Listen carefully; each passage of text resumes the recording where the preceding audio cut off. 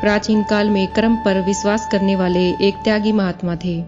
वह किसी से भीख नहीं मांगते थे, बल्कि टोपी सील कर अपना जीवन निर्वाह किया करते थे।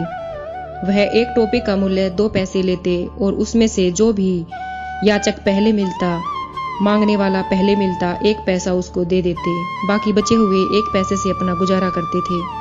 उनका एक और नियम था कि जब तक दोनों पैसे खर्च नहीं हो जाते थे, तब तक वह प्रभु भजन ही करते थे और नई टोपी नहीं सीलते थे।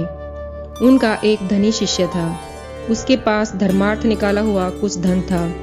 उसने एक दिन महात्मा जी से पूछा, भगवान, मैं यह राशि किसको दान करूं? महात्मा ने कहा, तुम जिसे सुपात्र समझो उसको दान करो। शिष्य ने रास्ते में एक अंधे भिखारी को देखा और उसे सुपात्र समझकर 1 सोने की मोहर दे दी। दूसरे दिन उसी रास्ते से शिष्य फिर निकला।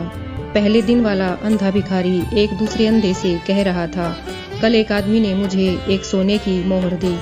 मैंने उससे जी भरकर शराब पी और रात को एक वेश्या के यहाँ जाकर खूब आनंद लूटा। शिष्य को यह सुनकर बहुत दुख हुआ।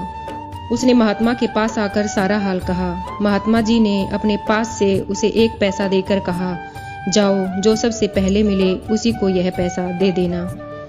महात्मा ने वह पैसा टोपी सील कर कमाया हुआ था। शिष्य पैसा लेकर निकला। उसे एक मनुष्य मिला। उसने उसको पैसा दे दिया और उसके पीछे पीछे चलना शुरू किया।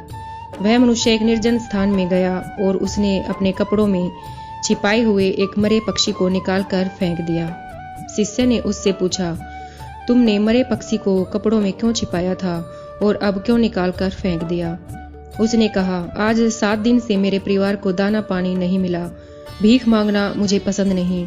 आज इस जगह मरे पक्षी को पड़ा देख मैंने लाचार होकर अपनी और अपने परिवार की भूख मिटाने के लिए इसे उठा लिया था और इसे लेकर घर जा रहा था।